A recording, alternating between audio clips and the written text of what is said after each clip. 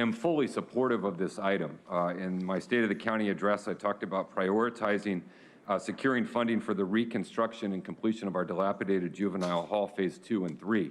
We know as a board our effort and initiative is to divert youth from entering the juvenile justice system, and we are extending considerable energy and effort to achieve that aim. But we also know that we're faced with the reality that juveniles will always, despite the best efforts and intentions, find their way into our system. And when they do, we want to make sure that they have a campus that's designed for rehabilitation, for restoration, and to get them on a path to a better life. Shortly after I was elected, I visited the campus that the county has around these issues, and I saw the county's long-term plans for revamping juvenile camp and visited the construction site that was underway and learned about the trauma-informed design of the educational, recreational, and residential spaces, but also how all the changes that we are making in staffing and in programs and in trauma-informed care and around use of force, all of those efforts and programs are not going to reach their full potential if we do not complete the youth transition campus. I also don't believe this is an issue that we can wait 5 or 10 years to do, and there's an opportunity to move forward now. Phase 1, which is making tremendous progress, is adjacent to our current juvenile hall. And if you have the opportunity to visit that, you will be struck by the concertina wire, the locked cells, the lack of trees or outdoor space. Frankly, I found it an environment more intimidating than that in which I held high-value al-Qaeda detainees in the war on terror.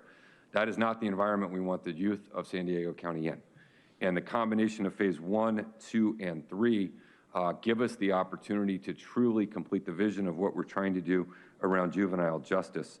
And I vowed at that point, visiting those, to do everything I could to see us expedite, and I am very pleased to see the full funding for these phases included in our proposed FY 21-22 budget.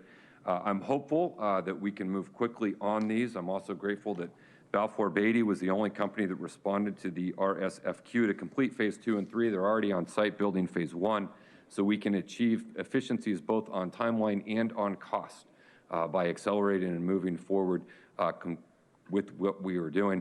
I also appreciate their commitment to a skilled and trained workforce, prevailing wage, and other things that we know are essential to the construction of project. These new buildings will be environmentally friendly by achieving a LEED Gold certification and attempt a zero net energy rating based upon design and architectural features. And again, we are focused and driven to try and divert youth away from the juvenile justice system by providing services in the community.